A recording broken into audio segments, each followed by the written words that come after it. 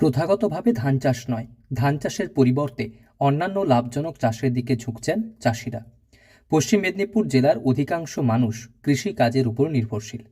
একদিকে আলু, অন্যদিকে সবজি এবং ধান চাষের উপর ভরসা করেন বহু মানুষ। জেলা জুড়ে ধান চাষের প্রাধান্যই বেশি, তবে মরশুমে অন্ততপক্ষে দুবার ধান চাষ করে লাভ জুটছে না তেমন।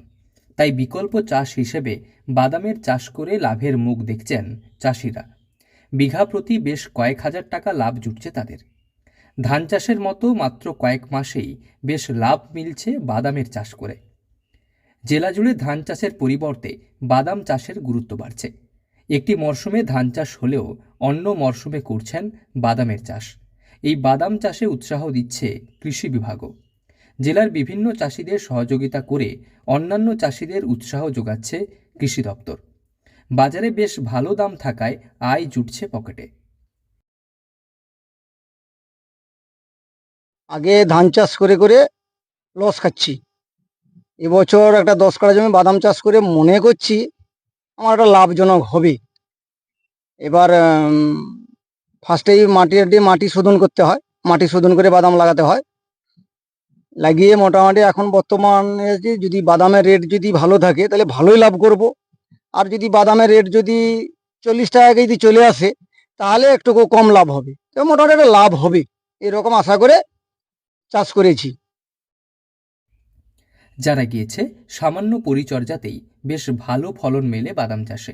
1 বিঘা জমিতে বাদাম বীজ, লাঙল, ওষুধ মিলিয়ে প্রায় 25,000 টাকা খরচ হয়। সেক্ষেত্রে মাত্র 3 মাসে 1 বিঘা জমি থেকে পাওয়া যায় 40,000 টাকা। স্বাভাবিকভাবে ধান চাষের তুলনায় বাদামের চাষ করে মালামাল হতে পারবেন কৃষকেরা।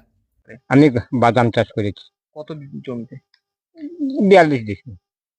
মানে এটা কি ধান চাষ থেকে লাভজনক? হ্যাঁ, ধান চাষে অনেক লাভ, কিন্তু ধান চাষে সেরকম একটা বছর ধান চাষ করে সেরকম লাভ পাইনি। তবে এটা আশা করি যে একটু লাভ পাবো, এরকম চিন্তা করছি। তো বাদামটা বর্তমান নতুন চাষ করছি, মোটামুটি হয়েছে, খারাপ না, মোটামুটি ভালো, তো মোটামুটি লাভ হবে আশা করছি। মানে এই 42 ডিসিমিলে আপনার কত টাকা খরচ হয়েছে? কত টাকা ধরুন